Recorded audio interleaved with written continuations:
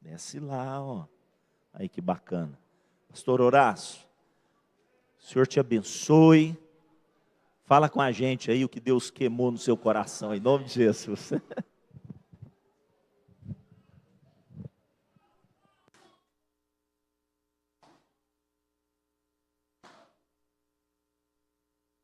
Você pode ir abrindo sua Bíblia no Evangelho de João, capítulo 13. João 13. Você que está nos assistindo aí pelas redes sociais, que Deus te abençoe muito, possa falar com você, possa derramar um tempo de graça na sua vida em nome de Jesus. Você de outras cidades também, que Deus possa estar falando. Aqui nós temos no capítulo 13, nós já temos aqui uma reta final dos últimos momentos do Cristo na terra. No capítulo 13, sobretudo, nós vamos ver aquele momento em que Jesus lava os pés dos discípulos, tem aquela ceia com eles, e aí ele passa a passar instruções, passar é bom, né, irmãos? Bem redundante. Ele passa a tecer comentários sobre ensinamentos. E esse é um ambiente de despedida. É um ambiente tipo rodoviária ou aeroporto, não é isso? É tão melancólico, não é assim? Não sei se com você é assim, mas eu olho aquelas imagens, né, na rodoviária e, enfim, parece que essa despedida, parece não toda despedida, a maioria delas, algumas são até boas, né, irmãos? Naturalmente, mas outras nem tanto. São um tanto quanto melancólicas. E esse era o quadro. Jesus, ele estava falando de uma coisa, ensinando para os discípulos e falando para eles ao longo da caminhada com os discípulos e mostrando que ele passaria por um momento de dor, de angústia, que ele morreria, mas que ele retornaria. E aquilo soava um tanto quanto estranho para os discípulos. No capítulo 13, então, nós vamos pegar um dos versos aí para a gente ir sedimentando aquilo que nós queremos falar, que diz assim, no verso 33. É curioso porque Jesus começa a se referir aos discípulos como se eles fossem filhos dele. E nós não sabemos exatamente a idade desses discípulos, mas provavelmente alguns aí poderiam ser da mesma idade, ou quem sabe até mais velhos do que Jesus, não é, pastor Carlos? Mas ele diz assim, filhinhos. Por aí, por essa introdução do que ele começa a ensinar, nós já percebemos que ele passa a assumir agora, a assumir de fato e verbalmente a condição do próprio Pai ensinando. E ele fala assim, filhinhos, ainda por um pouco estou convosco. Vós me buscareis e, preste atenção nisso, como eu tinha dito aos judeus, para onde eu vou, não podeis vós ir. Eu vos digo também agora. Depois, no verso 36, diz assim, disse-lhe Simão Pedro, Senhor, para onde vais? Jesus lhe respondeu, para onde eu vou, não podes agora seguir-me, mas depois me seguirás.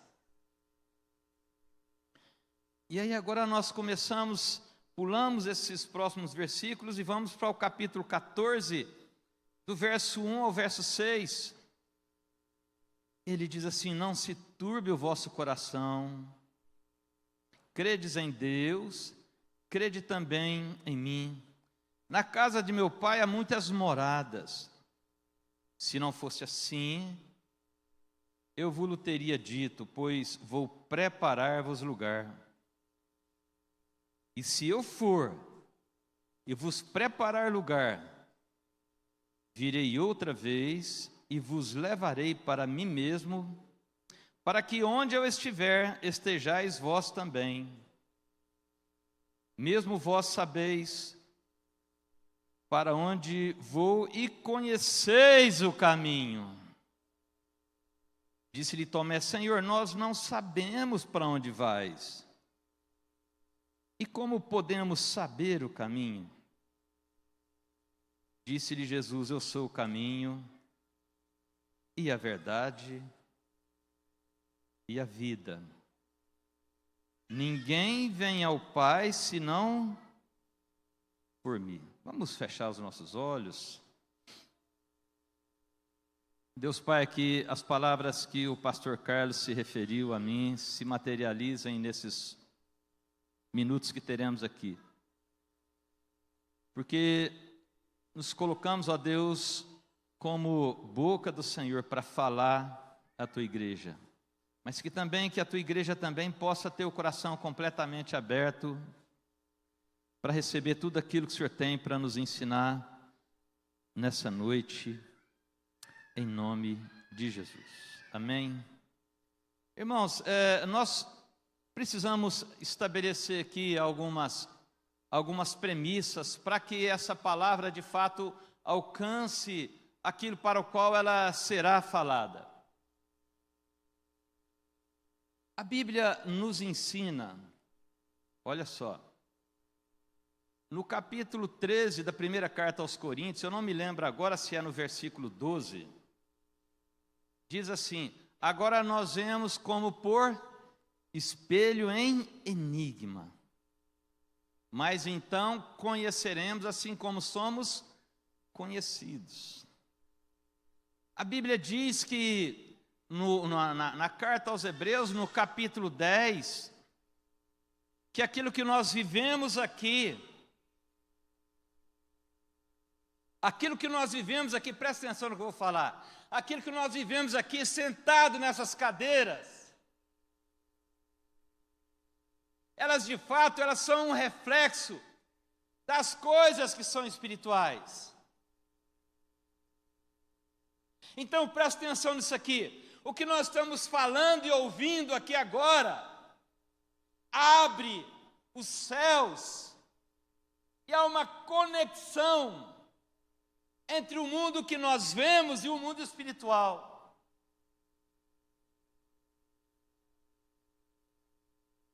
Quando nós iniciamos essa reunião aqui, logo no início eu falei sobre o Salmo 91. E o Salmo 91 ele diz: aquele que habita no esconderijo do Altíssimo, à sombra do Onipotente, descansará. Esconder no esconderijo do Altíssimo é uma coisa que nós fazemos por fé.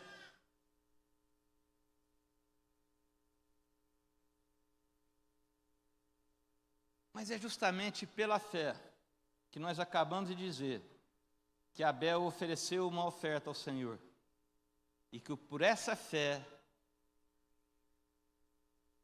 ele ainda fala. A vida cristã é uma vida que tem de ser pautada pela fé. Tudo é muito importante na nossa vida natural. Quando sairmos daqui, teremos relações familiares, sociais, profissionais.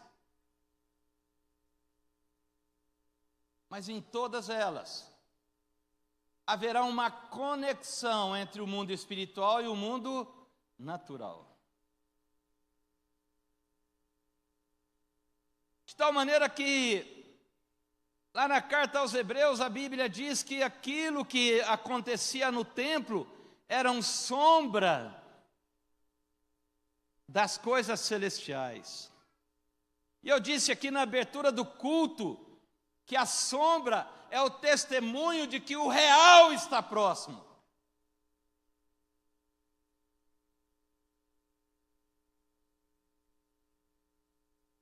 Não tem como a sombra do pastor Carlos ser projetada nesse lugar se ele não vier até aqui. Quantos entendem o que estou falando? De tal maneira que onde há sombra, há o testemunho claro de que o real está próximo. Não tem como eu reproduzir a sombra da tia Vera lá no final ou aqui, porque onde estiver a sombra dela é sinal de que a tia Vera realmente estará. Entende o que estou falando? O que significa isso? É que o que nós estamos vivendo aqui e aprenderemos aqui, ainda que seja sombra, ainda que seja como enigma, mas se já anuncia já as coisas que hão de acontecer. Eu estou dizendo isso porque tudo que nós aprenderemos aqui nessa noite, haverá uma necessidade de um coração que esteja aberto para a fé. E não é aquela fé cega, onde nós creremos em alguém que tem uma boa retórica, uma boa maneira de comunicação, mas é nas Escrituras Sagradas. Quantos entendem o que estou falando? Jesus está dizendo, olha, eu vou.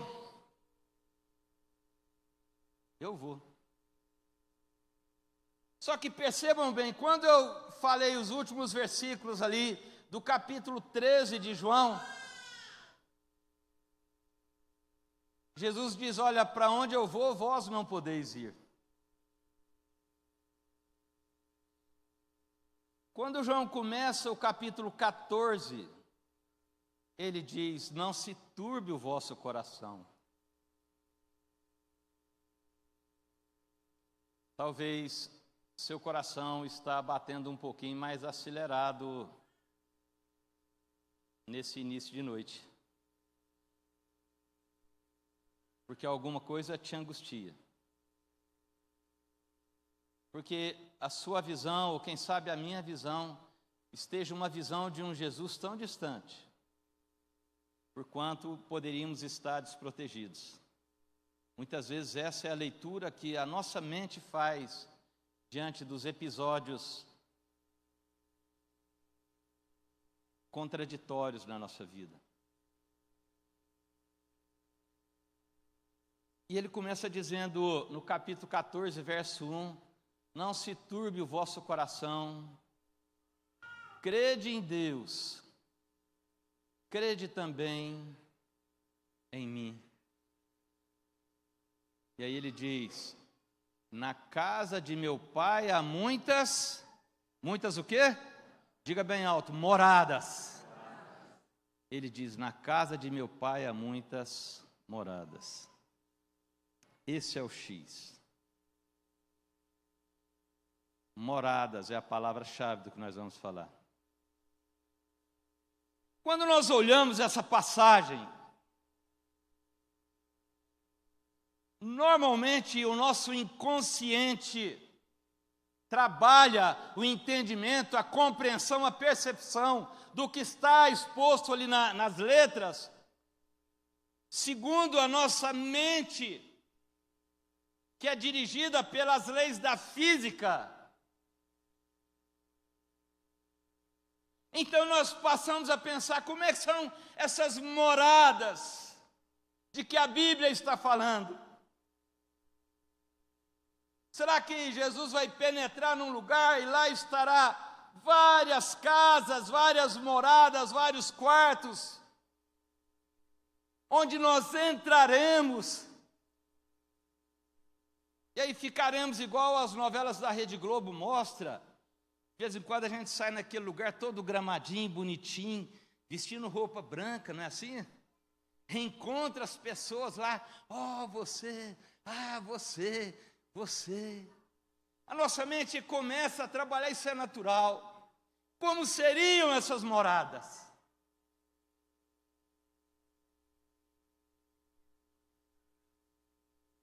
Um dia alguém falou para mim, eu não sei onde é que Deus vai colocar tanta alma. Como é que vai ser isso, pastor? Um incrédulo me perguntou. Falei, rapaz, eu posso te garantir uma coisa. Eu não sei. Por quê? Porque nós trabalhamos uma perspectiva de espaço. Tempo e espaço.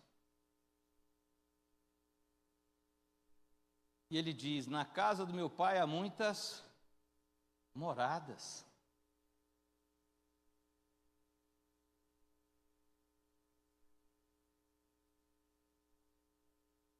Mas percebam uma coisa.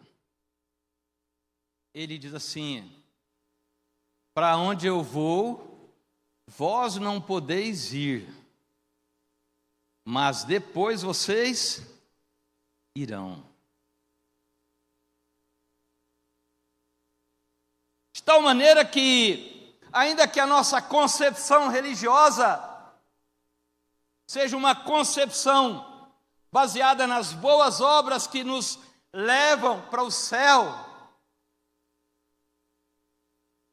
eu fico pensando, mas se eu fosse levado agora, eu estava perdido. Mas Jesus diz uma coisa interessante, vocês não podem ir, mas depois vocês irão. Isso me chamou a atenção, irmãos. Eu preciso saber, e eu me debrucei nesse texto nesses últimos tempos e falei, Deus, fala comigo nesse negócio aqui. Tem algum grande segredo. Esse segredo ele reside no fato de que há um tempo em que os discípulos não podem ir.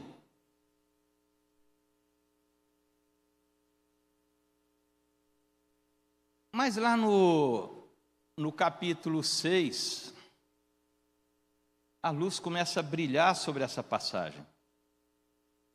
A Bíblia diz assim, vamos ler lá, irmãos? Diz assim, olha.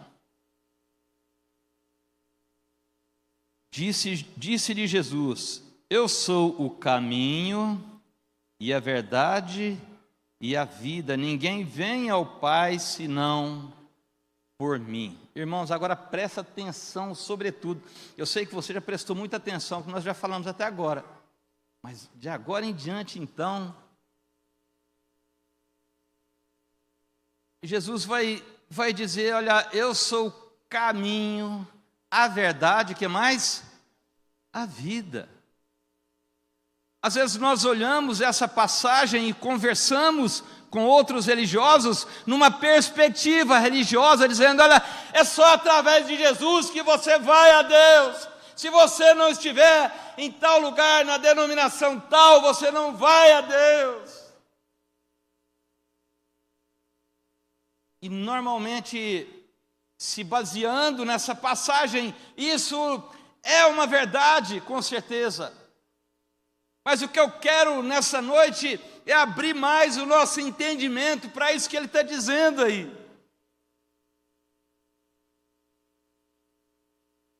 Não é somente uma questão de, eu aceitei Jesus e agora eu tenho uma morada lá, não sei como é que vai ser a minha casa lá, se vai ser um apartamento, não sei.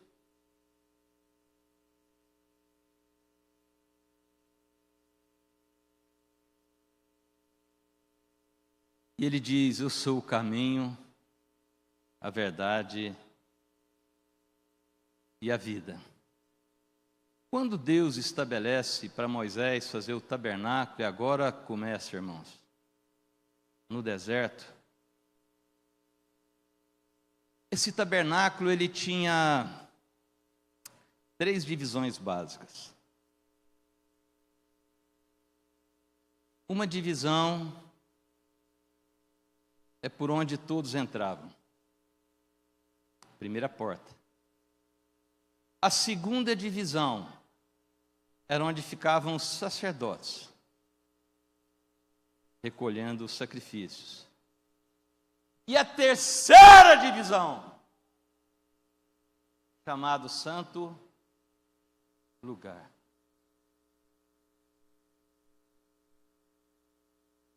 Se você olhar para essa igreja, você vai entender muito bem o que eu vou falar agora para você, em nome de Jesus.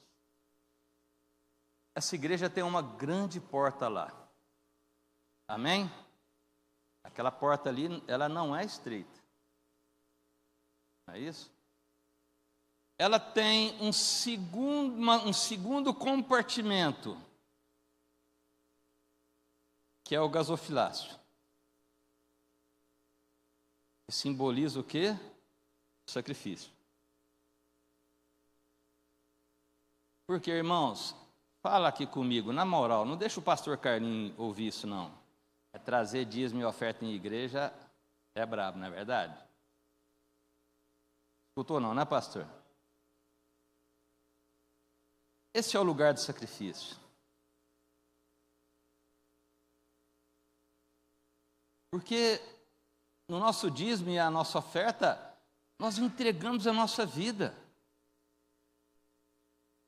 Se você é empregado, você recebe o seu salário pela quantidade de horas que você trabalha, por quanto você está vendendo horas da sua existência. Se você é empresário, artista, pagodeiro, você, na verdade, não está vendendo um pagode, você está vendendo um tempo que você trabalhou para desenvolver um trabalho.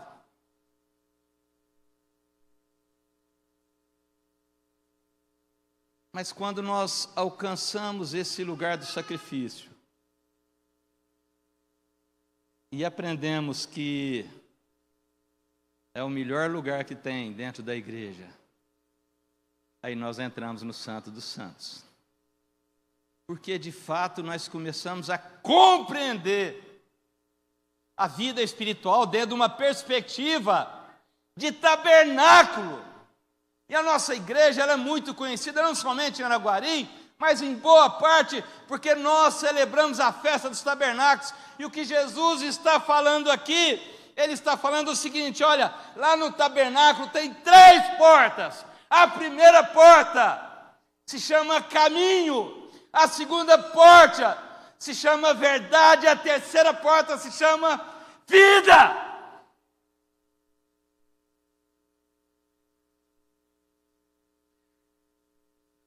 Jesus volta há muitos séculos atrás, lá no deserto, e fala: olha, tudo aquilo que Moisés ensinou, nós estamos vivendo aqui agora, nesse momento, ainda que o meu sangue, que é natural, seja derramado, mas há uma repercussão no mundo espiritual tão forte, que a Bíblia diz que quando Jesus se entregou na cruz, muitos dos santos ressuscitaram e entraram pela cidade santa.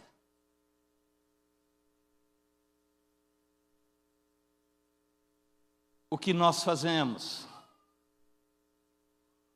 tem repercussão direta no mundo espiritual.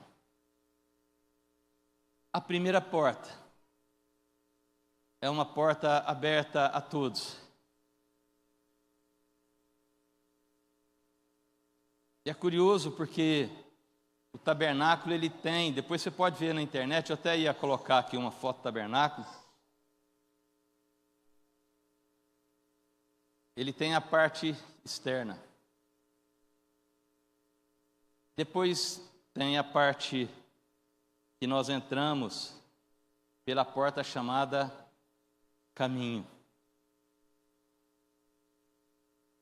Pastor, hoje pela manhã pregando, ele nos lembrou a passagem que as pessoas estavam como ovelhas que não têm pastor.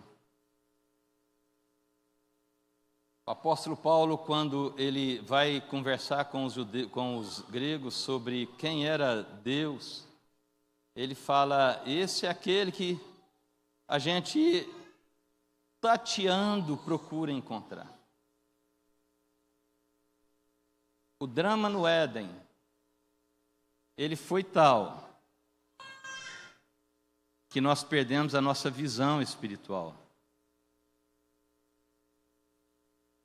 Quando Nicodemos procura Jesus no Evangelho de João, no capítulo 3, Jesus diz para ele: olha, aquele que não nascer de novo, não pode o que, irmãos? Ver o reino dos céus. Às vezes nós estamos do lado de fora do tabernáculo e estamos achando que quem governa sobre a nossa vida é Herodes.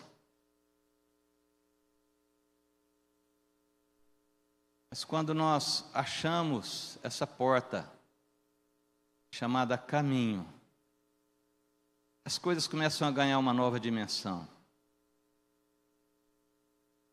E entrando por essa porta, nós vamos encontrar mais uma porta, chamada verdade. Porque vivemos um mundo de mentira. Não assusta de eu dizer isso não, gente. Nós vivemos um mundo do faz de conta. Mas quando nós persistimos e nós olhamos, eis que se não quando, mas porém contudo, está aberta a porta da vida. Mas esse é o detalhe. Porque para a gente entender direitinho essa sistemática, nós vamos ler agora, provavelmente, o capítulo 8 da carta aos Hebreus, que o escritor da carta aos Hebreus vai nos ensinar um pouco sobre isso. Hebreus 8. Quem não está me acompanhando, diga amém. Oh, que bom, hein?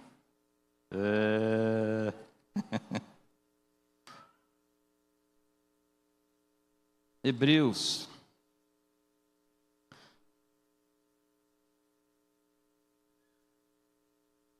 Vamos ler o capítulo 5, apenas poucos versículos, depois vamos para o capítulo 8.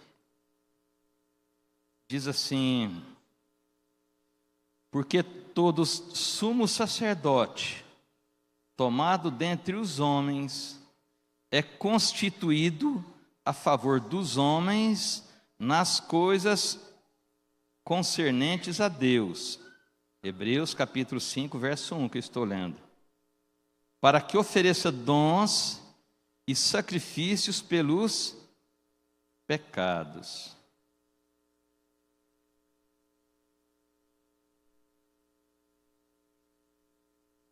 Os sacerdotes, eles seguiam uma linhagem biológica.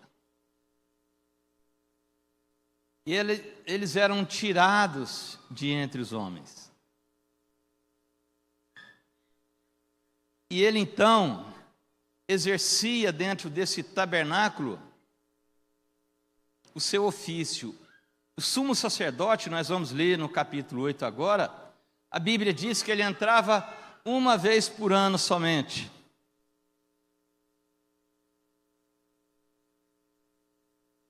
Tudo isso que eu estou falando para vocês, que nós vamos ter uma rápida abordagem sobre o tabernáculo, é importante para nós entendermos essa questão. Na casa de meu pai há muitas moradas, e também eu sou o caminho, a verdade e a vida, e ninguém vem ao Pai a não ser por mim. Quando nós andamos um pouquinho para frente, na carta aos Hebreus, no capítulo 8, nós temos assim, olha, ora, a suma ou o resumo do que temos dito é que temos um sumo sacerdote tal, que está assentado nos céus, à destra do trono da majestade. A quem ele está se referindo aqui? Jesus. Ora, ele é ministro do santuário e do verdadeiro tabernáculo, o qual o Senhor fundou e não o homem. Então, esse tabernáculo natural que Deus manda Moisés fazer, nós vamos perceber depois no capítulo 10, que ele é uma figura daquilo que está no céu, de tal maneira que quando os judeus entravam pelo tabernáculo, embora eles estivessem vivendo um momento natural, físico, palpável, mas eles estavam se projetando por fé no mundo espiritual.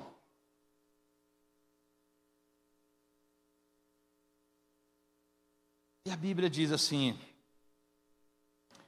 verso 3 do capítulo 8: porque todo sumo sacerdote é constituído para oferecer dons e sacrifícios, pelo que era necessário que este também tivesse alguma coisa que oferecer. Este quem? Jesus. Ora, se ele estivesse na terra, nem tão pouco sacerdote seria, havendo ainda sacerdotes que oferecessem dons segundo a lei, os quais servem de exemplar. Olha aqui, o que a Bíblia está dizendo? Diga comigo, exemplar. Isso é muito importante. Os quais servem de exemplar e sombra das coisas celestiais. Ou seja, nós estamos dentro do tabernáculo, nós estamos aqui vivendo algo que será uma realidade no mundo espiritual. Entende o que estou falando?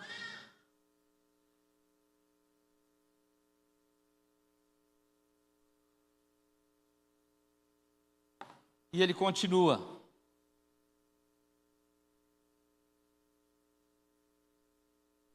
Continua onde, que eu até já perdi. Aqui. Os quais servem de exemplar, verso 5, capítulo 8. E sombra das coisas celestiais, como Moisés divinamente foi avisado, estando já para acabar o tabernáculo. Porque foi dito, olha, faze tudo conforme o modelo que no monte se te mostrou. Já perceberam o zelo que nós temos na festa dos tabernáculos? Isso é importante, irmãos. Não é um evento a mais. Às vezes as pessoas até criticam as igrejas que comemoram a festa dos tabernáculos. É interessante isso. Não sei por quê. Quer dizer, eu sei por que eles criticam. Só não compreendo essa visão deles. Porque quando Deus institui a festa dos tabernáculos, Ele disse que aquilo era para estatuto perpétuo. Por que isso, irmãos? Porque Jesus, Ele está fazendo o quê? Ele está aqui agora, no ano 30, provavelmente, da era cristã, e Ele está se referindo a práticas de alguns milênios atrás.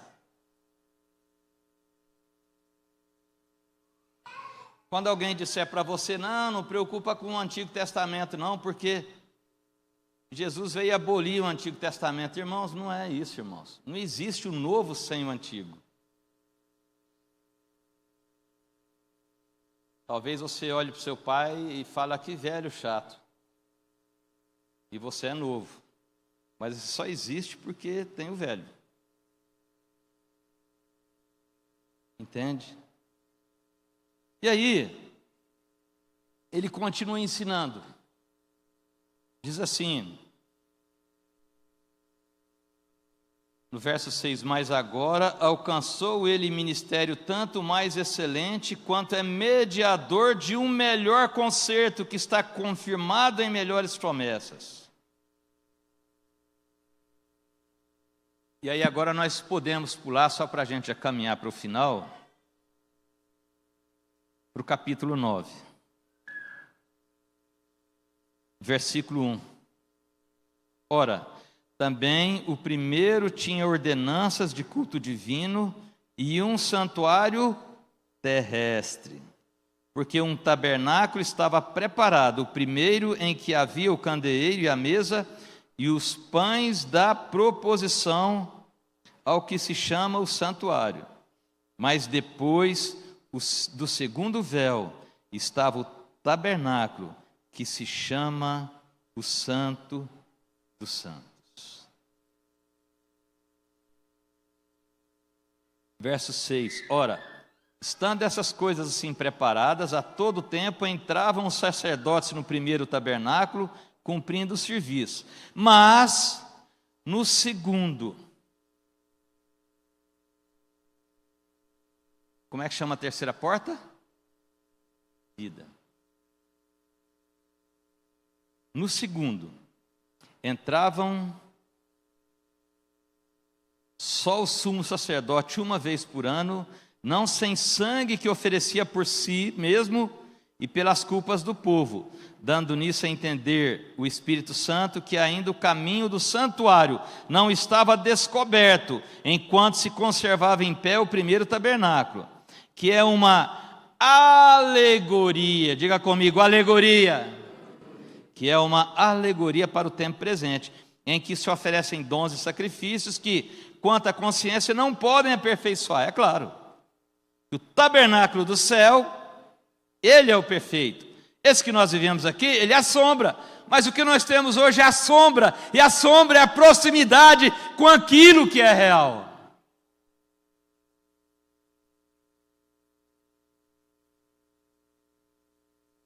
E diz assim, olha só, mas, verso 11, vindo Cristo, o sumo sacerdote dos bens futuros.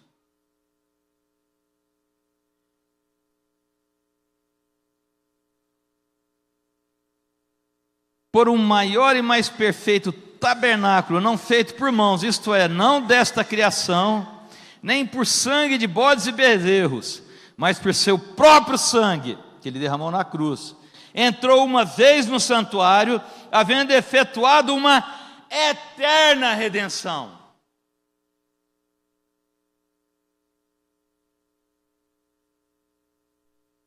Porque se o sangue de touros e bodes e a cinza de uma novilha esparzida sobre os imundos os santificam, quanto mais a purificação da carne, quanto mais o sangue de Cristo, que pelo Espírito eterno se ofereceu a si mesmo imaculado a Deus, purificará a vossa consciência das obras mortas para servirdes ao Deus vivo.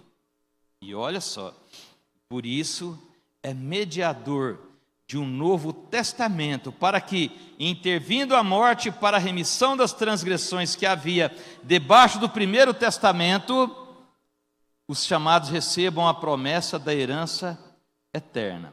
Podemos andar um pouquinho mais adiante, verso 23, de sorte que era bem necessário que as figuras das coisas que estão nos céus assim se purificassem, mas as próprias coisas celestiais com sacrifícios melhores do que esses. Ele está dando toda a importância para a figura das coisas naturais, visíveis, palpáveis.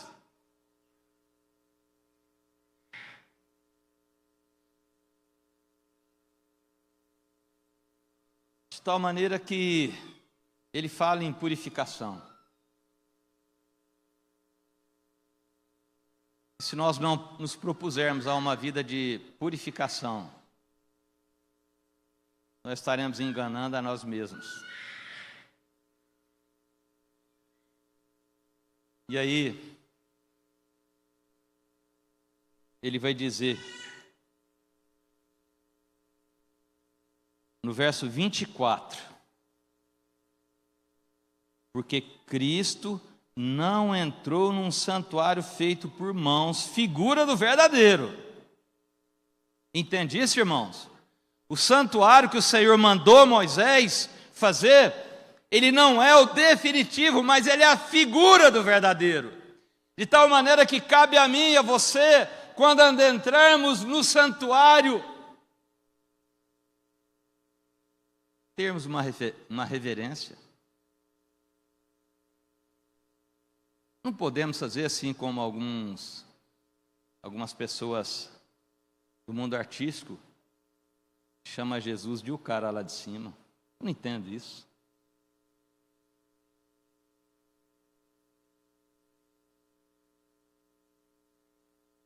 Porque ele é figura do verdadeiro. Isso aqui que nós estamos vivendo não é o celeste, mas ele é a figura do celeste. Isso fala muito conosco.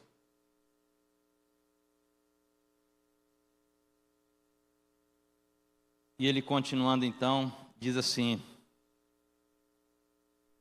voltando no verso 24, só para contextualizar, porque Cristo não entrou num santuário feito por mãos, figura do verdadeiro, porém no mesmo céu, para agora comparecer, por quem? Por quem, irmãos? Por mim e por você? É isso.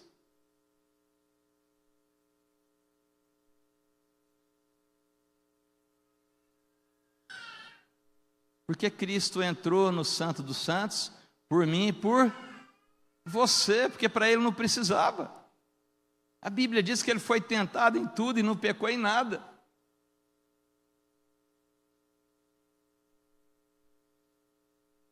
Então ele diz, porque Cristo não entrou num santuário feito por mãos, figura do verdadeiro, porém no mesmo céu para agora comparecer por nós perante a face de Deus. Nem também para si mesmo se oferecer muitas vezes. Presta atenção nisso. Isso aqui choca frontalmente com a doutrina reencarnacionista. Eu tenho o maior respeito pelas pessoas que assim pensam, porque muitas delas são muito amigas minhas e me ajudaram muito na minha trajetória, irmãos. Mas uma coisa é a pessoa, a outra é aquilo que nós aprendemos aqui nas Escrituras. Ele diz, verso 25, nem também para si mesmo se oferecer muitas vezes. Então tem uma história por aí, Cristo já veio na terra, Cristo, não sei, tal, aquela história toda que nós precisamos depois aprofundar nesse tema. Mas ele diz, nem também para si mesmo se oferecer muitas vezes, como o sumo sacerdote, cada ano entra no santuário com sangue alheio. Porque o sumo sacerdote constituído entre os homens, ele entra com sangue alheio. Isso aqui no jargão popular seria fazer graça com o chapéu dos outros. Entende isso? E aí ele diz assim, de outra maneira, necessário lhe fora padecer muitas vezes desde a fundação do mundo. Mas agora, na consumação dos séculos, uma vez, quantas vezes? Quantas vezes, irmãos? Uma vez se manifestou para aniquilar o pecado pelo sacrifício de si mesmo. Verso 27. Guarde isso na sua memória.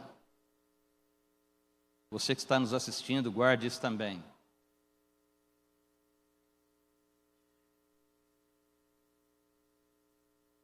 E como aos homens está ordenado morrerem quantas vezes? Uma vez. Quantas vezes está ordenado ao homem morrer, irmãos? Uma só? É isso que a Bíblia está dizendo? É isso.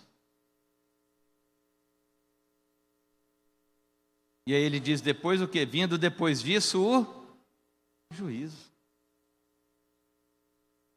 Porque, percebam bem, um processo de várias reencarnações seria bacana para a gente, não seria, gente?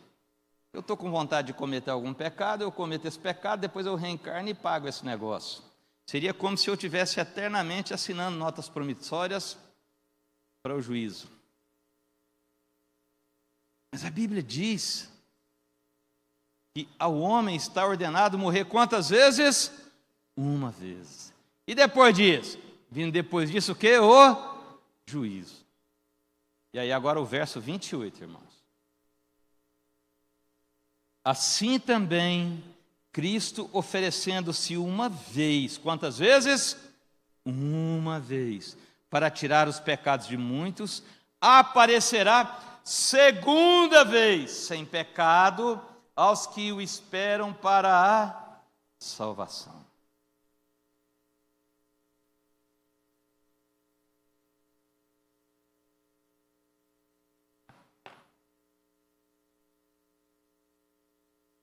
Percebam bem.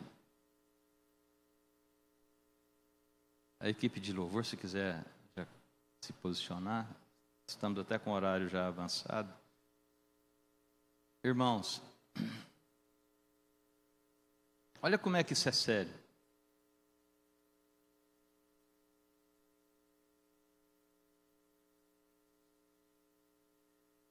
A Bíblia diz que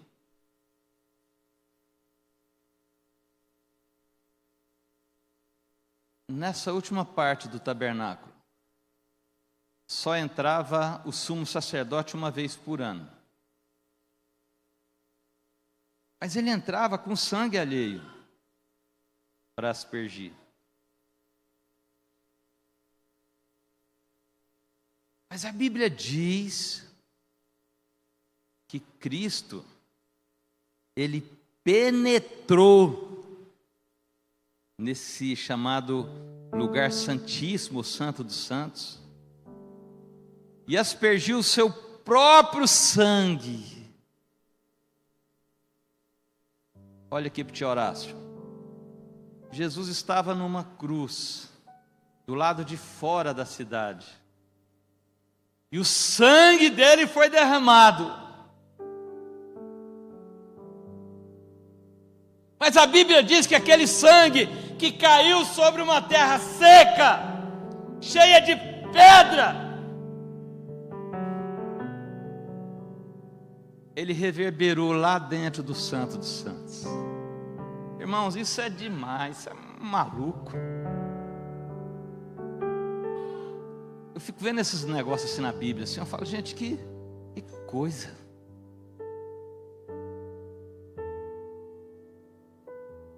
Aquilo que você está fazendo aqui agora tem uma reverberação no mundo espiritual.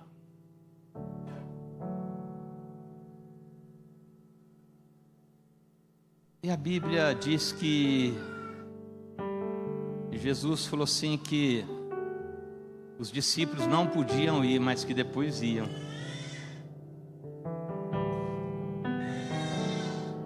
Porque essa autoridade espiritual, ela era atribuída somente ao Rei dos Reis, Senhor dos Senhores.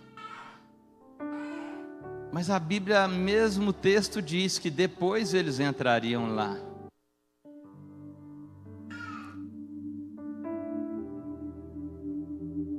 Porque as Escrituras dão conta de que quando o Senhor expirou na cruz, esse véu de entrada nesse Santo dos Santos, ele se rasgou. E ele se rasgou de alto a baixo. Depois você pode ver os últimos versículos da carta aos Hebreus, no capítulo 4. Nós não temos tempo agora. Mas a Bíblia nos chama a entrar com ousadia por esse novo e vivo caminho que o Senhor abriu por nós. E eu concluo esse momento nosso me reportando ao mesmo texto do Salmo 91, versículo 1. Aquele que habita no esconderijo do Altíssimo, a sombra do Onipotente descansará. Se você tem estado cansado, cansada, fique de pé, já que você está cansado, vamos ficar de pé. Pastor? Podemos cantar uma canção. Cante essa canção, presta atenção, irmãos, olha aqui, ó. Cante essa canção pela fé. O que nós estamos vivendo aqui é um momento de fé, mas é uma fé real. É uma fé que ela transpôs gerações e gerações para chegar até esse culto de hoje que estamos aqui vivendo. A equipe de louvor vai nos conduzir. Eu quero que você cante isso e se veja no esconderijo do Altíssimo, à sombra do Onipotente, para que você possa descansar.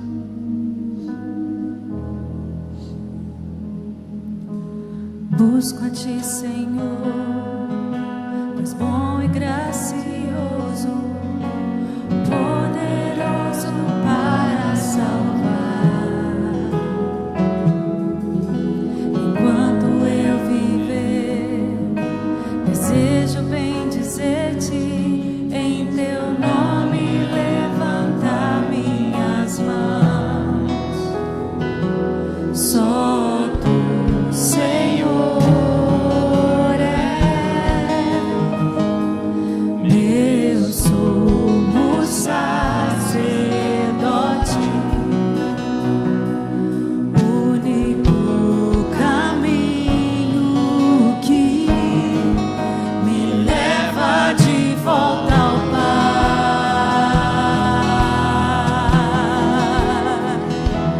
Eu me achegarei junto ao trono da graça, onde eu encontro Tua misericórdia, graça compassiva, abundante graça, graça que me salva e me mantém vivo. Eu me achegarei junto ao trono da graça, onde eu encontro Tua misericórdia, graça compassiva, abundante graça, graça que me salva e me mantém vivo. Eu quero que você coloque a mão no seu coração e ore comigo nesse momento. Diga: Senhor Jesus, pela fé eu entro por esse vivo e novo caminho que o Senhor abriu. Nessa noite eu quero me aconchegar no esconderijo do Altíssimo, à sombra do Onipotente, porque se a sombra do Onipotente está, Ele está perto e com certeza colocará a sua mão poderosa sobre a minha vida, trazendo proteção, graça, sustento e descanso, em nome de Jesus. Mais uma oração, diga comigo: Senhor Jesus, nessa noite eu faço uma aliança com o Senhor, entrego a minha vida nas suas mãos e te confesso como meu Senhor, como meu Salvador. Cuida da minha vida. A partir de hoje, Tu és o meu Deus e também o meu Senhor, em nome de Jesus. Se você fez essa oração pela primeira vez, entregando a sua vida para o Senhor, confessando Ele como seu Senhor e Salvador, eu quero que você levante sua mão, que eu vou pedir para você vir até aqui. Se você o faz pela primeira vez, levante sua mão. Amém. Se nós não temos ninguém que o faz pela primeira vez, vamos terminar então cantando. Então os irmãos podem continuar, nós teremos concluído. Se você quiser ficar mais um momento aqui, aproveite esse momento aí, em nome de Jesus, porque o Senhor é o caminho, a verdade e a vida. Aleluia. Dê um forte aplauso ao Senhor. Glória a Deus.